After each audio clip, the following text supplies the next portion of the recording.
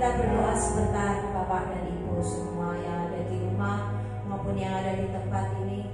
Karabasya karalaba. Tuhan, pada pagi hari ini kami mau mendengarkan firman-Mu Tuhan. Tuhan, buka hati kami mau membuka hati kami Tuhan. Curai kami dengan Roh Kudus-Mu Tuhan. Curai penuhi kami dengan Roh Kudus-Mu Tuhan. Biarlah roh hikmat dan roh pengertian turun atas kami, sehingga kami mengerti apa yang mau Tuhan sampaikan pada pagi hari ini. Pesan Tuhan pada pagi hari ini kami bisa menangkapnya. Ketika kami keluar dari tempat ini, kami tidak melupakannya, tapi kami mencamkan di dalam loh hati kami, dan kami menjadi pelaku firman-Mu Tuhan. Sehingga tidak ada satu kekuasaan yang bukan daripada Tuhan yang bisa menguasai jiwa kami.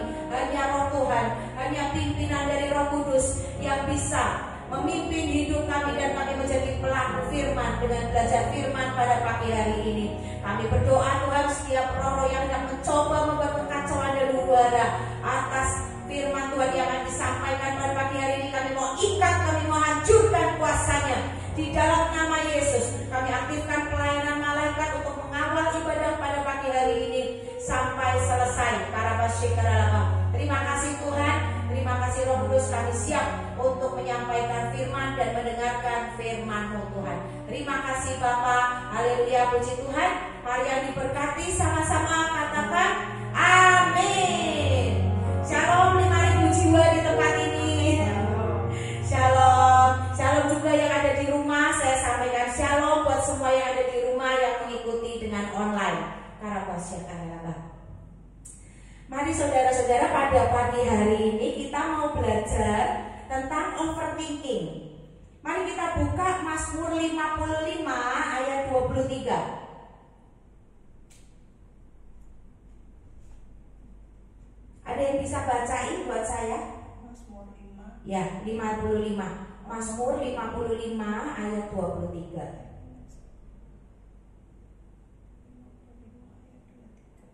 Mazmur 55 ayat 23. Serahkanlah khawatirmu kepada Tuhan, maka Ia akan memelihara engkau. Tidak untuk selama-lamanya dibiarkannya orang benar itu goyah. Amin. Amin ya. Jadi kita harus menyerahkan segala kekhawatiran kepada Tuhan, karena tidak selamanya kaki kita itu goyah. Ya, kita mau bicara tentang overthinking pada pagi hari ini. Overthinking adalah kondisi ketika seseorang memikirkan suatu hal secara berlebihan dan terus-menerus, terutama yang negatif, ya, atau masalah yang belum tentu terjadi, tapi kita udah mikirin sampai sedemikian rupa, ya, dan biasanya menghasilkan apa? Kekhawatiran dan ketakutan dalam hidup kita. Kita harus belajar bagaimana cara Daud itu melepaskan overthinking, mengatasi overthinking. Daud itu siapa? Pada waktu itu cerita di sini adalah Daud adalah orang yang dibuang oleh keluarganya, dan dia tidak fokus dengan roh kesakitan, sakit hati yang ada di dirinya, tapi Daud itu fokus dengan apa? Tuhannya yang menciptakan dia. Dia tahu keluarganya gak menerima dia karena dia pendek, dia kecil, sementara keluarga yang lain adalah tinggi, cakep-cakep, gagah-gagah ya. Jadi orang tuanya aja melupakan Daud. Sampai waktu pengurapan Daud nggak dipanggil. Padahal Samuel itu menantikan. Tuhan itu bilang bukan satu demi satu anaknya lewat. Tapi Tuhan bilang bukan. Tapi di situ Tuhan menunggu Daud. Ya, Samuel bingung, anaknya ini semua, masih ada lagi nggak? Ternyata masih ada lagi saudara. Di sini membuktikan bahwa Daud adalah anak yang dibuang oleh keluarganya, yang dilupakan oleh bapaknya bahkan, ya, sampai Isai aja lupa kalau masih ada Daud. Akhirnya Daud dipanggil, dan inilah orang yang dipilih Tuhan. Dan juga Daud adalah seseorang yang waktu itu ketakutan karena serangan fajar di Siklag. Ya, dia lagi pergi, pulang-pulang kemahnya udah dibakar, semua harta benda dijarah, semua anak istrinya hilang, dibawa oleh musuh. Serangan fajar, ya. Dan di situ Daud ketakutan nggak? Ketakutan. Apa sih yang dilakukan Daud? Daud itu satu, menyerahkan kekhawatirannya kepada Tuhan. Yang kedua, Daud itu mengandalkan firman Tuhan. Ya, yang ketiga, Daud menguatkan iman. Daud menguatkan kepercayaannya kepada Tuhan. Nah, di sini kita mau belajar satu persatu, kita mau kupas bagaimana Alkitab mengajarkan mengajar kita dan melihat Daud sebagai contoh dari pelaku firman soal overthinking, ya, dia overthinking. Oke, overthinking muncul karena kita merasa harus mengendalikan segalanya. Kita merasa harus menyelesaikan semuanya sendiri, dan tentu saja kita nggak akan sanggup, ya kan? Tapi Tuhan itu sanggup memelihara lebih daripada yang kita pikirkan. Ya, Dia tuh tahu masalah kita, tapi kita yang nggak tahu apa yang mau Tuhan lakukan buat kita. Menyerahkan kekhawatiran adalah tindakan iman. Menyerahkan kekhawatiran kepada Tuhan bukan tindakan pasif, karena iman tanpa perbuatan adalah mati. Kita boleh beriman ada Tuhan, tapi apa yang kita lakukan? Ya, waktu kita dilanda overthinking, waktu kita ketakutan, waktu kita panik, apa yang kita lakukan? Yaitu kita harus berdoa. Sebagai orang beriman, kita harus berdoa. Doa adalah tindakan yang nyata, tindakan aktif, bukan tindakan pasif. Ya, kita bukan kalah, tapi kita percaya bahwa Tuhan adalah Allah yang sanggup untuk memulihkan dan melepaskan kita dari overthinking, ketakutan kita, mikir yang berlebihan, yang belum tentu terjadi. Ya, kita nggak tahu apa yang terjadi, tapi kita udah ketakutan duluan. Ya, kita udah lemah di sini. Ya, lanjut ya. Sekarang kita mikir ya, overthinking itu keadaan di luar kemampuan kita, di luar pengetahuan kita, di luar kapasitas kita. Lalu akibatnya itu tadi apa? Timbul ketakutan. Apa sih yang terjadi ketika kita itu ketakutan tanpa melibatkan Tuhan?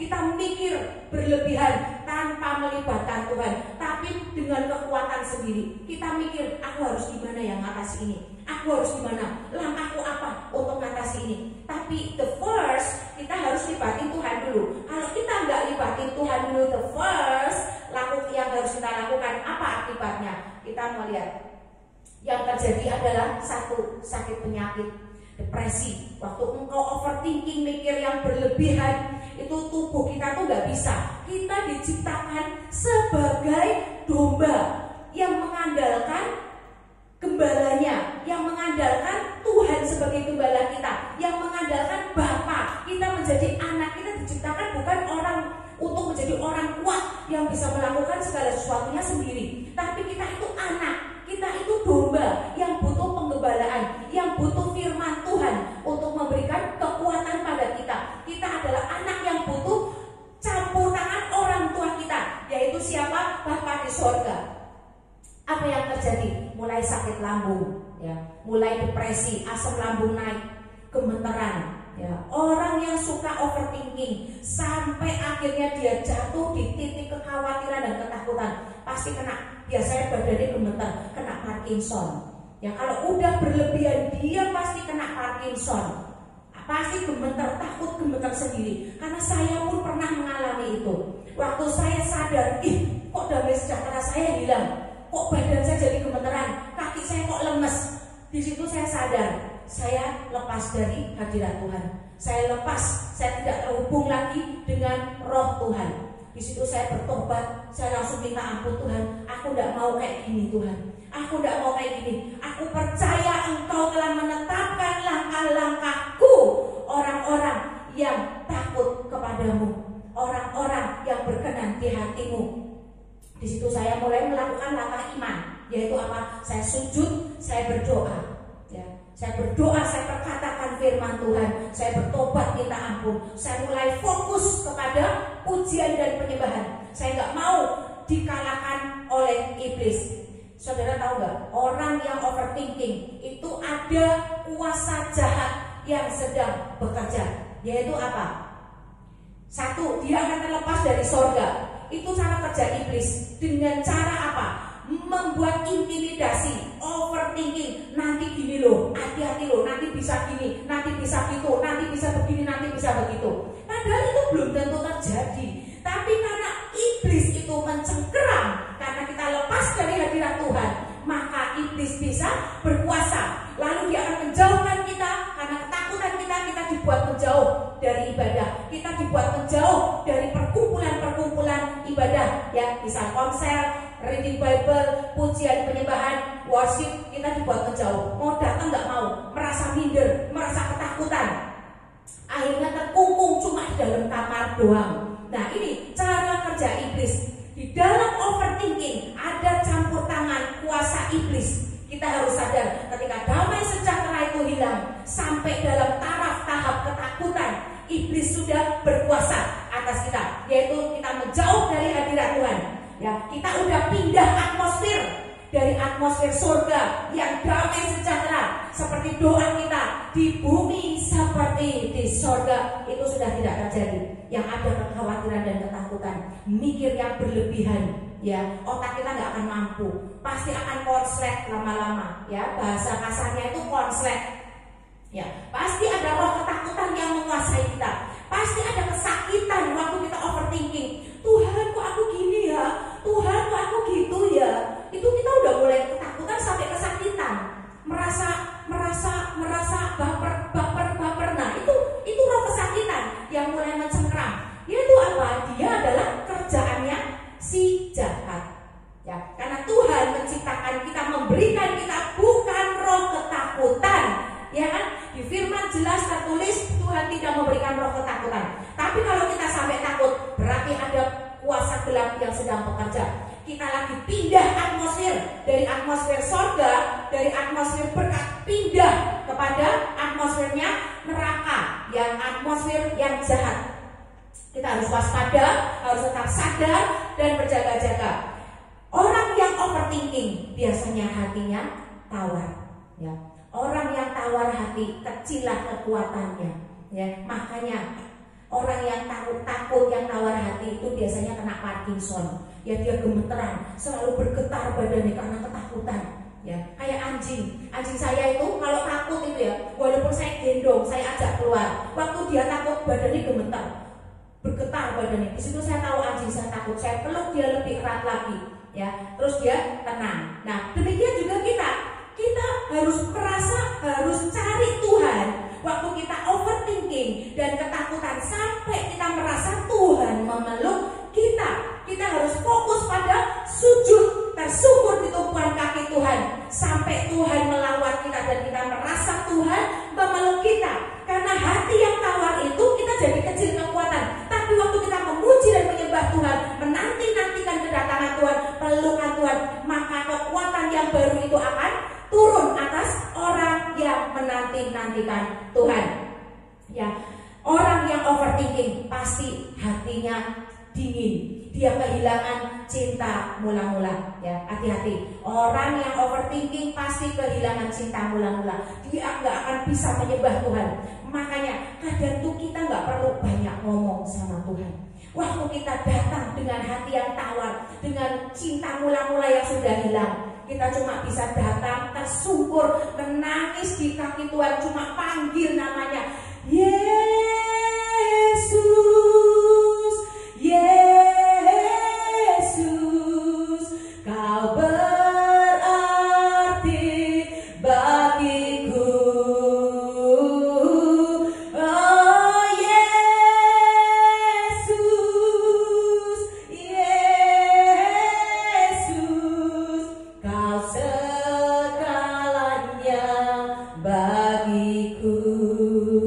Cuma teriak itu aja, nyanyi, teriakin nama Yesus. Pasti Yesus hadir, karena Bapa mendengar suara anak, dan anak berseru-seru minta pertolongan Bapa, seperti kita meminta pertolongan orang tua waktu kita masih kecil dan tidak berdaya. Ya, hati-hati. Jadi kita harus minta terang Kristus atas jiwa kita waktu kita itu overthinking. Libatkan Tuhan, minta terang Kristus, ya, supaya nggak sakit lambung, supaya nggak kena Parkinson, gemeteran, ketakutan, takut karepe dhewe, mikir berlebihan, ya toh, padahal belum tentu yang kita pikirkan itu terjadi. Ya, pertama, langkah iman yang pertama, kita harus berdoa terlebih dahulu, ya. Apa sih waktu kita tidak melibatkan Tuhan? Apa yang terjadi dengan jiwa kita? Yaitu mengalami gangguan kejiwaan. Pada waktu kita overthinking, memikirkan sesuatu yang berlebih, itu seperti kita mau melangkah, mau loncat, ya, mau loncat ke salah satu penghalang. Ada satu penghalang yang harus kita loncati, lewati.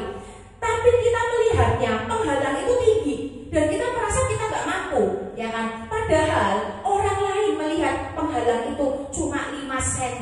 kamu bisa lompati, bahkan dengan jalan kaki pun kita bisa lompati. Tapi kita udah mikirnya, wah penghalangnya tinggi, wah penghalangnya ada setrume, ada kawat listriknya, penghalangnya banyak durine.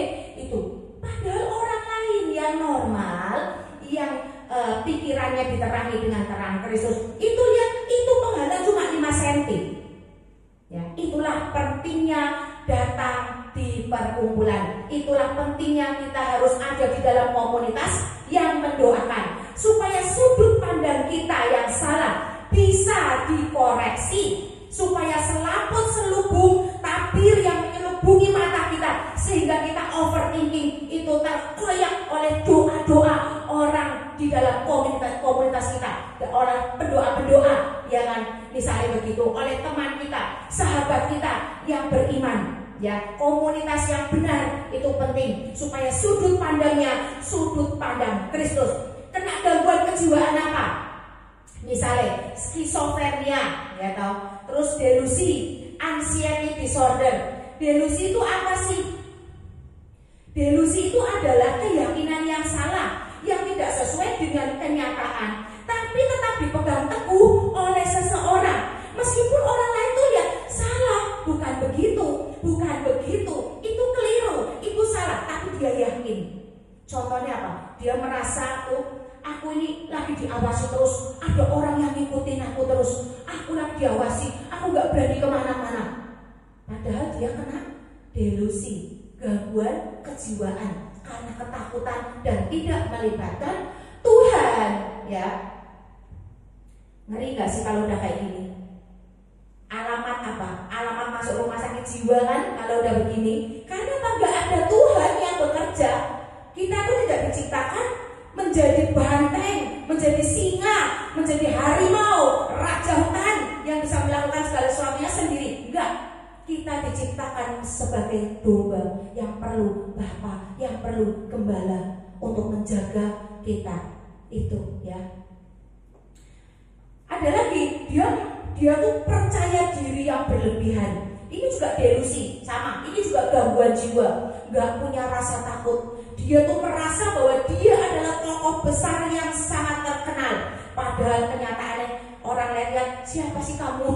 Kamu bukan siapa-siapa, tapi kamu merasa, wah aku ini seorang pengkhotbah yang hebat. Aku ini seorang worship leader yang membawa lawatan. Padahal kenyataannya nggak kayak gitu. Nah, itu adalah delusi.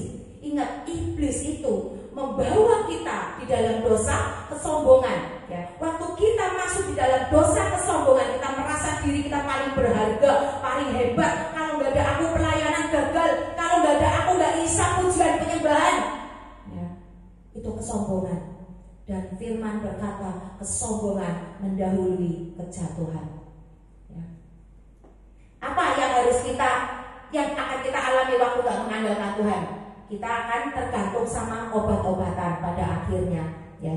Dan kita akan kena, yaitu tadi Parkinson. Sampai kena Parkinson itu orang yang tidak mengandalkan Tuhan dan berjalan dengan kekuatan sendiri, sampai akhirnya mengalami kejenuhan, overthinking, pikirannya jenuh, yang ada pengen males-malesan, akhirnya pengen bunuh diri. Ya, biasanya itu seperti itu.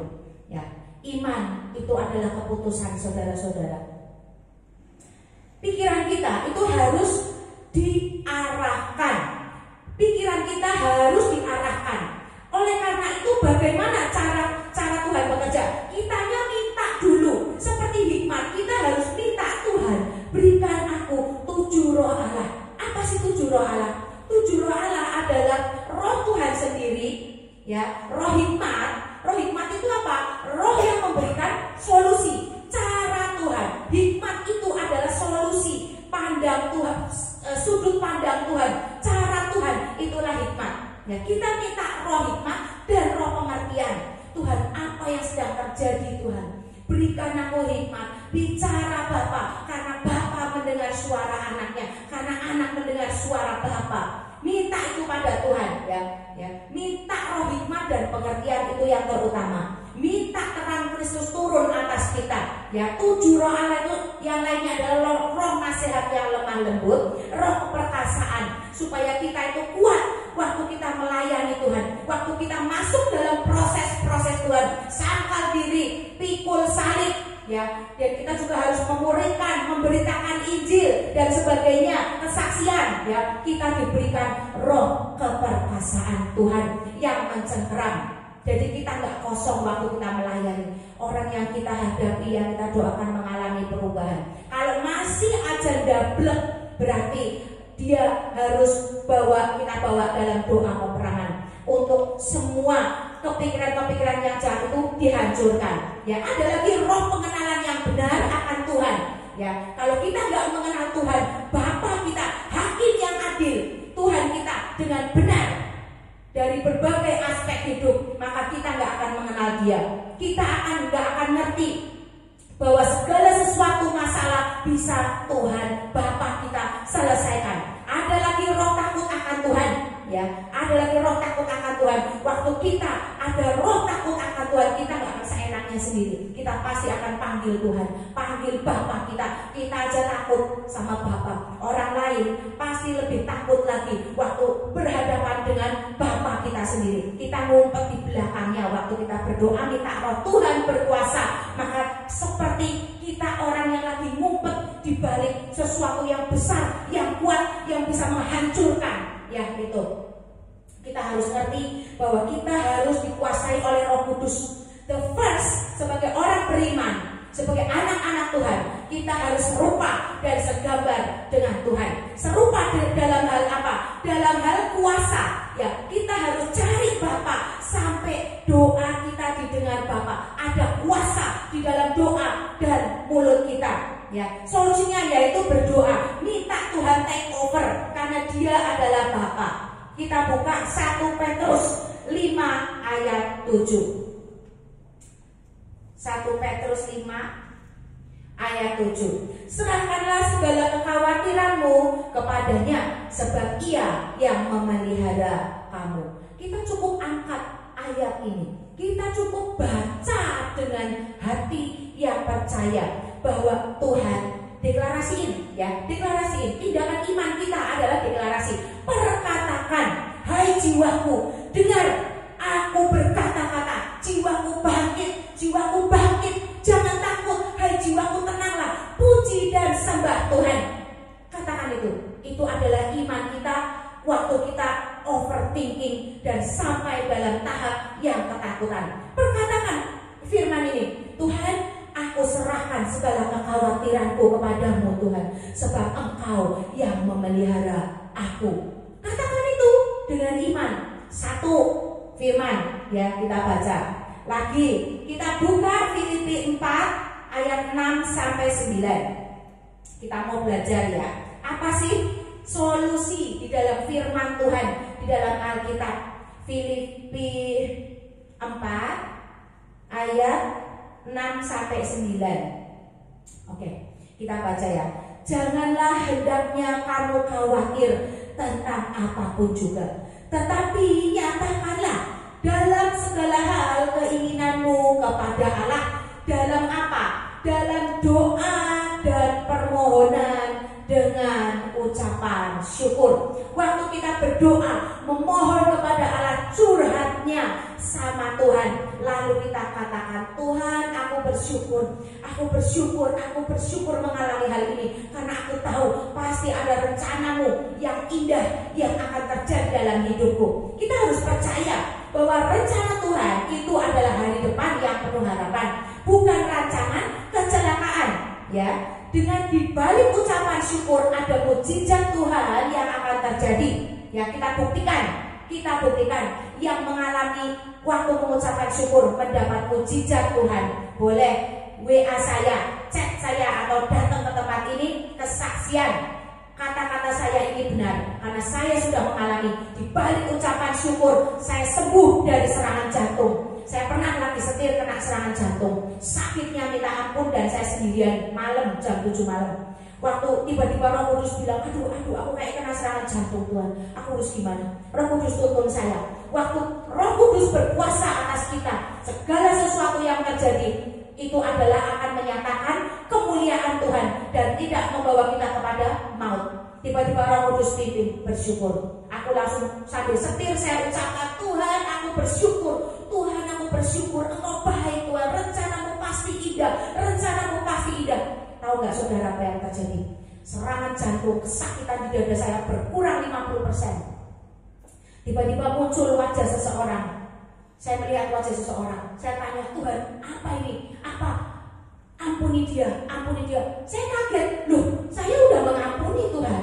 Kenapa kok dia muncul lagi? Alam bawah sadarmu masih terluka. Nah, Roh Kudus itu pimpin loh. Waktu kita dikuasai 7 roh Allah, pengertian, hikmat dan pengertian, maka kita bisa berkomunikasi dengan Tuhan yang adalah Roh.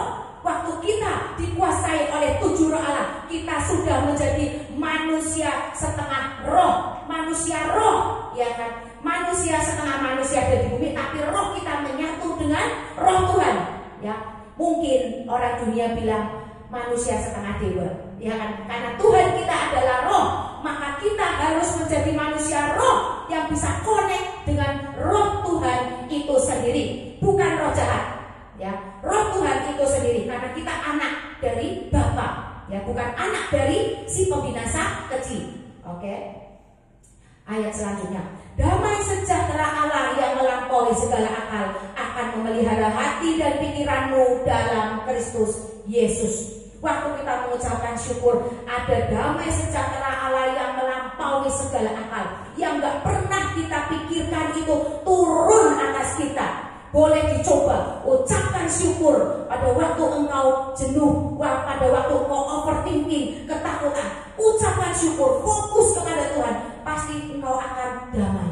Orang yang diberkati Tuhan adalah orang yang merasa tenang waktu dalam pergumulan, waktu dalam kesesakan, overthinking, tiba-tiba bisa menjadi tenang. Ada pembalikan keadaan atas jiwa kita. Itulah orang yang dikuasai roh Tuhan, yang ada Roh Kudus bekerja secara aktif. Ada pembalikan keadaan yang tiba-tiba terjadi karena kita dipimpin oleh Roh Kudus. Kalau kita nggak bisa sampai seperti itu, tanda tanya, siapa yang ada dalam dirimu? Adakah roh Tuhan yang memimpin engkau sampai engkau merasa overthinking? Kita baca selanjutnya. Jadi akhirnya saudara-saudara, semua yang benar, semua yang mulia, semua yang adil, semua yang suci, semua yang manis, semua yang sedap didengar, semua yang disebut kebajikan, patut dan patut dipuji, pikirkanlah semua itu. Ayat 8 berkata bahwa kita harus fokus pada yang benar, yaitu firman Tuhan, yang mulia, yaitu siapa? Tuhan kita, yang adil, yaitu siapa? Allah yang adil. Dia adalah hakim yang adil, yang akan menimbang segala sesuatu yang pernah engkau lakukan, yang akan ditimbang, dihitung. Mene tekel ufasin. Ya, semua yang suci kita harus pikirkan, semua yang indah, semua yang manis, yang sedap didengar, semua yang disebut kebajikan dan patut dipuji, itu yang harus kita pikirkan. Fokusin pikiran kita kepada ayat 8 ini waktu kita overthinking. Oke, jangan fokus pada ketakutan yang gak jelas, ya, tapi fokus pada ayat 8. Apa? Catat semuanya bila perlu, ambil kertas, semua yang benar, firman apa? Aku pernah baca firman apa yang menguatkan aku, tulis, ya.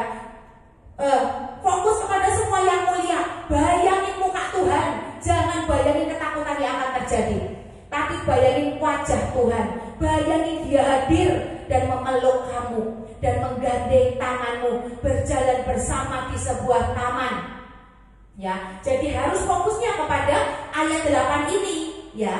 Terus yang ke-9, ayat 9. Dan apa yang telah kamu pelajari, dan apa yang telah kamu terima, dan apa yang telah kamu dengar, dan apa yang telah kamu lihat padaku, lakukanlah itu, maka Allah sumber damai sejahtera akan menyertai kamu. Jadi kita sudah pernah belajar apa di ibadah, di komsel, waktu kita memuji dan menyembah Tuhan, worship. Kita mendapat apa? Waktu kita reading Bible, baca Alkitab setiap hari Sabtu, kita dapat apa? Ya, kita sudah melakukan apa? Mendengar apa? Lihat apa? Lakukan, jadi pelaku firman. Ya, Nah, di situ kita akan belajar bahwa Tuhan itu benar-benar bekerja menolong kita, ya. Nyatakan segala sesuatu ketakutanmu pada Allah, berdoalah, minta campur tangannya, dan fokus seperti apa yang ada di ayat 6, 7, 8, 9. Ya, fokus, mengerti, dimengerti, dibaca berulang-ulang. Filipi 4 ayat 6 sampai 9 ini dibaca berulang-ulang. Kita buka Mazmur 119 ayat 165.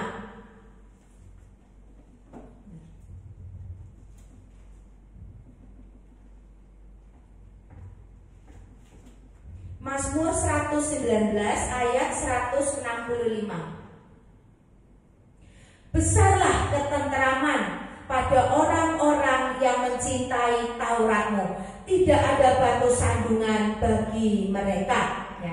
Waktu kita mencintai Taurat Tuhan, ya, mencintai firman Tuhan, maka ketenteraman itu akan besar tinggal di dalam jiwa kita. Kita nggak punya rasa takut lagi. Ya, makanya kita harus selalu mencintai firman Tuhan, memperkatakan firman Tuhan. Mazmur setiap pagi katakan.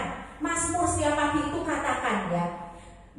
Perkatakan dengan mulut. Di hati nggak apa-apa, pelan juga nggak apa-apa, tapi perkatakan dengan mulut sampai telinga kita mendengar. Bisa dengan perlahan-lahan juga bisa, ya. Nah itu.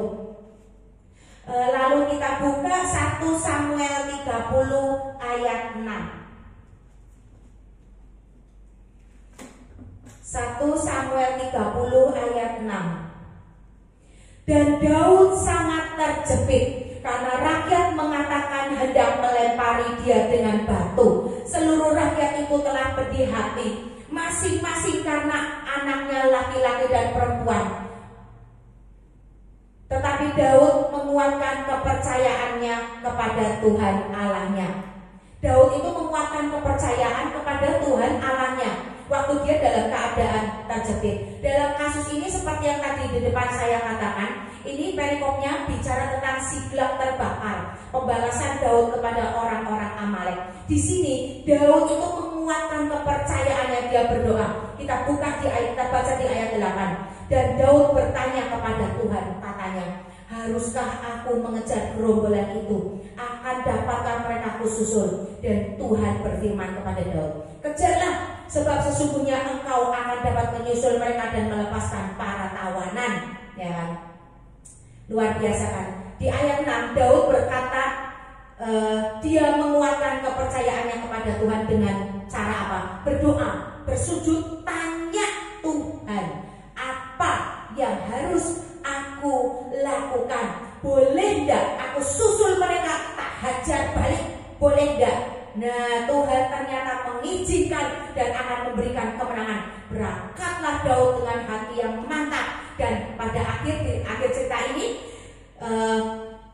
Daud memperoleh kemenangan. Ya, waktu kita melibatkan Tuhan, kita pasti memperoleh kemenangan. Ya, itu solusi dari overthinking yang kita alami. Ya, dicatat ya. Kalau itu diulang lagi, khotbah saya catat apa yang harus kita lakukan. Kita buka 2 Korintus 10 ayat 5.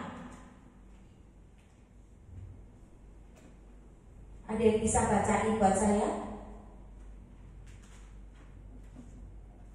2 Korintus 10 ayat 5.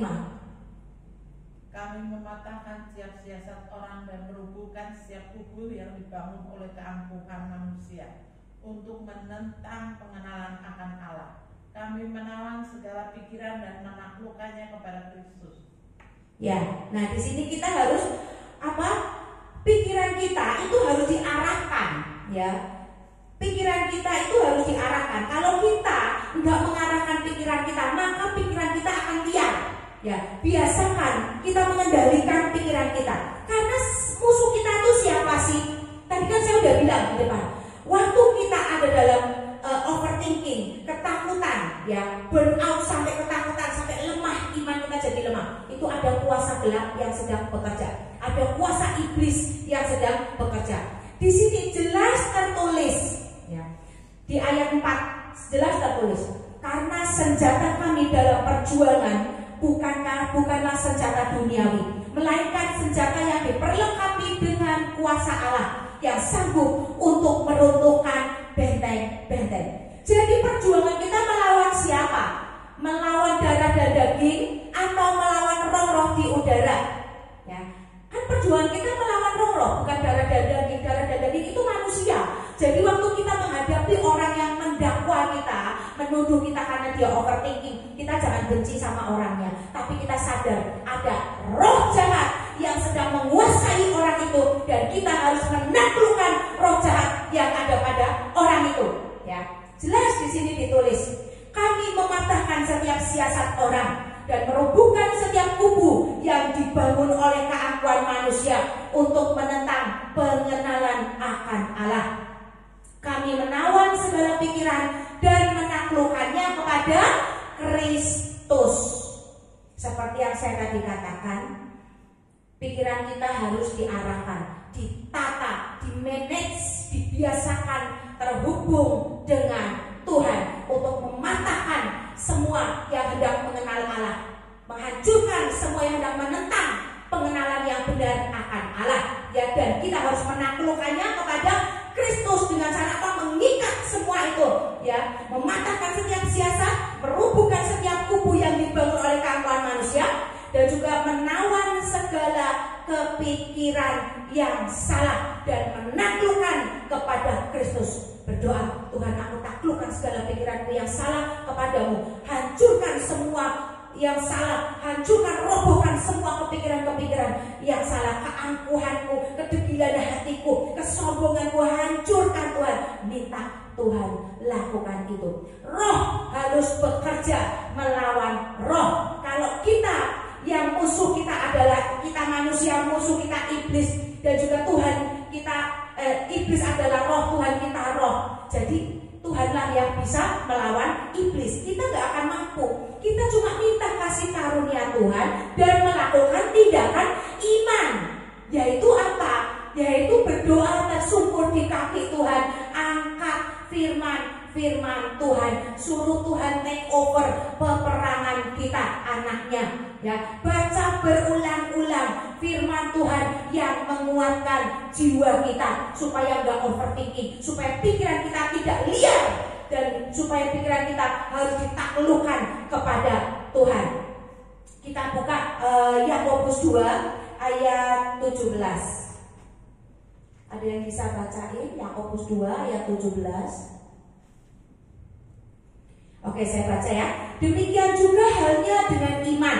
Jika iman itu tidak disertai perbuatan, maka iman itu pada hakikatnya adalah mati. Ya, jadi kita harus melakukan tindakan iman dengan berdoa, memuji dan menyembah Tuhan. Ya, memuji dan menyembah Tuhan, berdoa itu adalah sepaket, gak bisa dipisahkan. Ya, seperti Daud terus tersungkur di kaki Tuhan, gak fokus dengan keluarganya yang membuang dia, yang melupakan dia, tapi dia fokus pada Tuhan sang pembuat kemenangan. Oke, jadi itu ya, kita harus mengerti bahwa itulah cara Tuhan untuk memberkati anak-anaknya. Itulah cara Tuhan untuk memberikan kemenangan kepada anak-anaknya. Mari kita lakukan tindakan iman.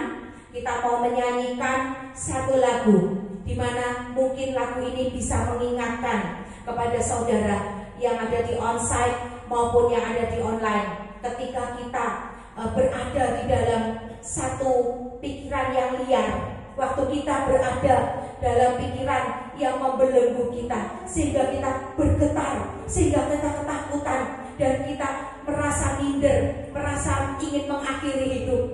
Jangan mengakhiri hidup, karena kita ditakdirkan untuk menjadi pemenang, karena kita ditakdirkan untuk bisa menyaksikan kemuliaan Tuhan, karena kita ditakdirkan untuk menjadi anak-anaknya yang hidup di dalam tanda-tanda dan keajaiban, karena kita segambar dan serupa dengan Tuhan. Jangan permalukan Tuhan, tapi lakukan tindakan iman, sujud tersungkur di kaki Tuhan. Mari kita nyatakan satu lagu ini dengan iman.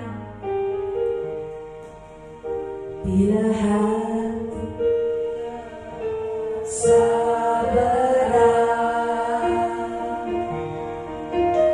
seorang pun mengerti bebanku. Ku tanya Yesus, apa yang harus ku buat? Dia akan berfirman, Dia berfirman, mari datanglah. Dia selalu pedulikan aku. Ku datang Yesus, Dia pikul segala bebanku. Sujud di altarnya, ku bawa hidupku. Ku terima anugerahnya, Dia ampuniku dan bebaskanku. Dia Allah yang sanggup mengubahkan pergumulan kita. Baharui hatiku, sesuatu terjadi saat datang di altarnya. Saudara, waktu kita sujud di altar Tuhan dan kita membawa semua ketakutan kita, semua yang kita pikirkan yang belum tentu terjadi kepada Tuhan, maka kita akan menerima anugerahnya. Dia akan mengampuni kededilan hati kita dan ketakutan kita. Ketakutan yang kita alami itu berarti kita menyaksikan pekerjaan Tuhan. Waktu kita takut, kita tidak percaya bahwa Tuhan itu mampu menyelesaikan untuk kita.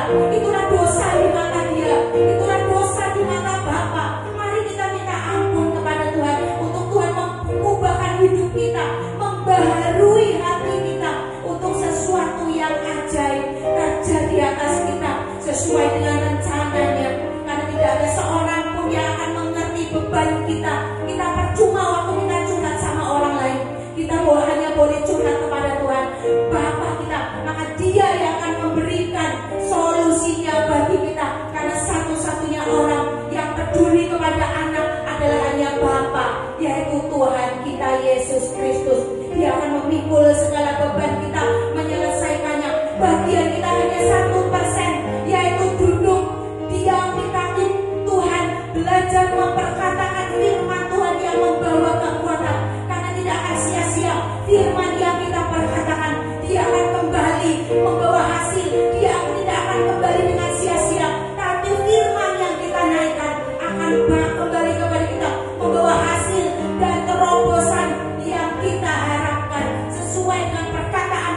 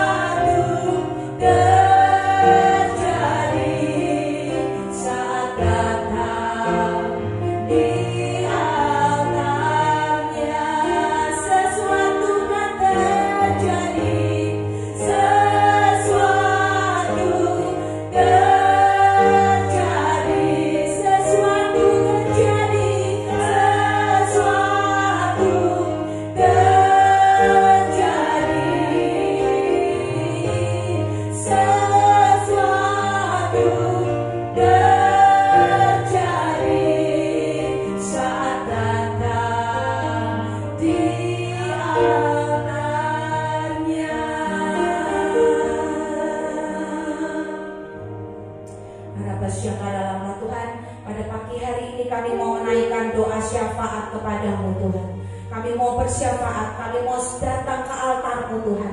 Kami mau bawa negara kami, bangsa kami Indonesia ke dalam tangan-Mu, ke dalam kuasa-Mu, ke dalam rencana-Mu. Karena burung buas yang dipanggil, burung buas dari timur yang ada di dalam Alkitab, yang telah ditetapkan di dalam Alkitab, harus segera digenapi segala ketetapan-ketetapannya.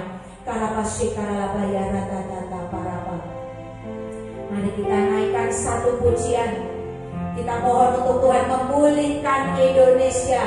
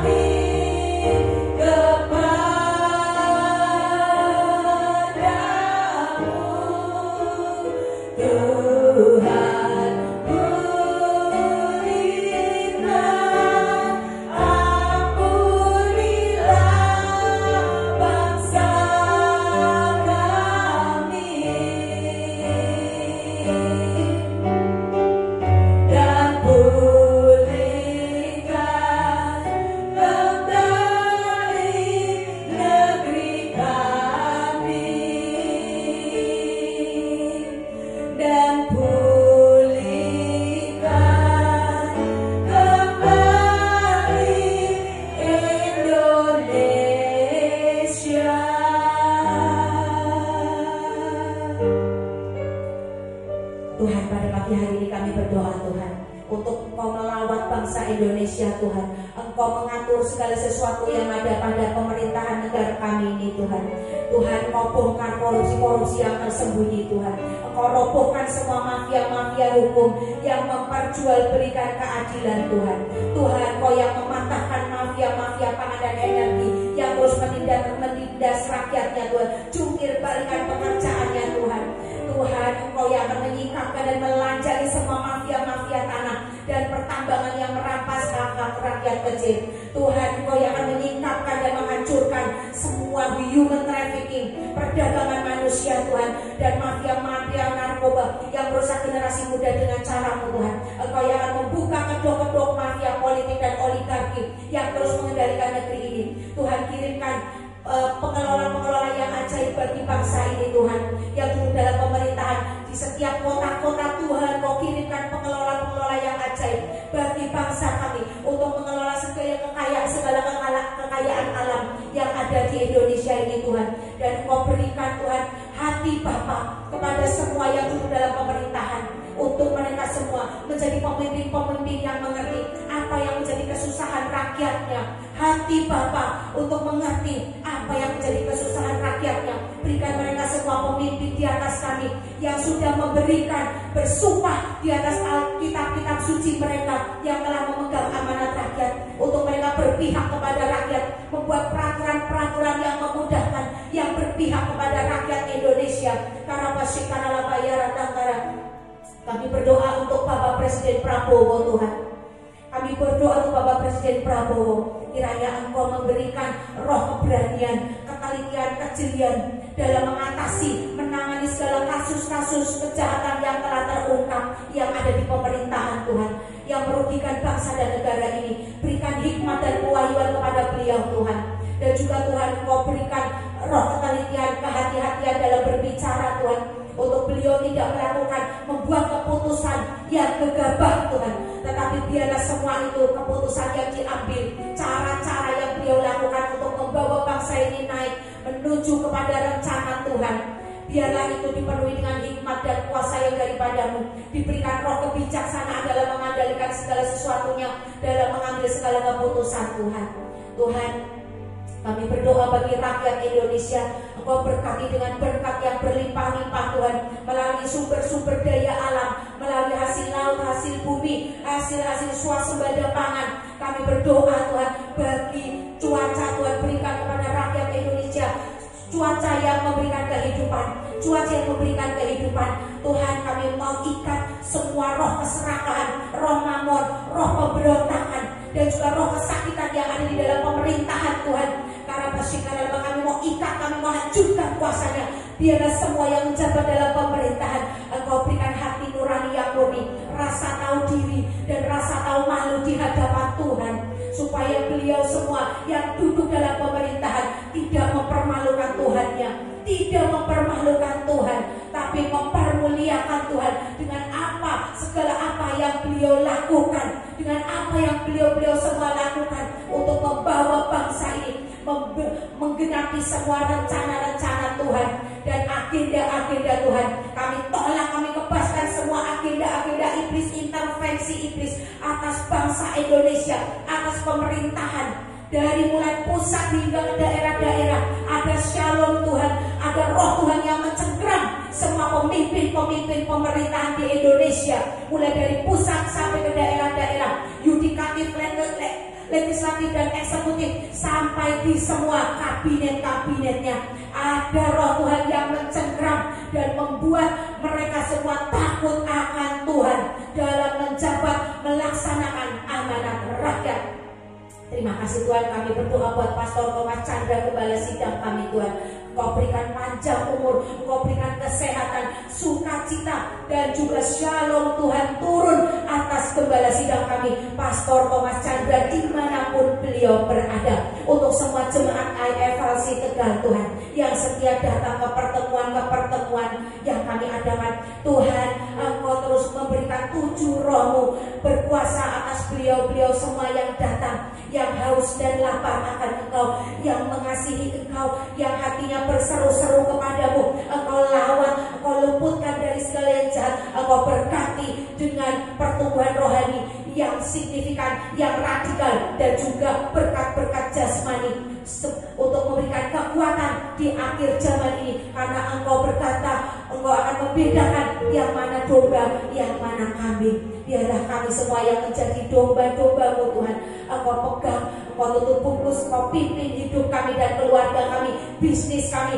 dan semua yang telah Tuhan percayakan kepada kami semua Tuhan. Terima kasih Tuhan, terima kasih Bapa. Termaterai doa syafaat pagi hari ini, termaterai pertemuan firman yang telah disampaikan pagi hari ini di dalam nama Tuhan Yesus. Tuhan, kami mau berdoa Tuhan untuk semua yang memberikan pekerjaan Tuhan, karena yang memberkati tempat ini untuk melakukan pekerjaan Tuhan di tempat ini.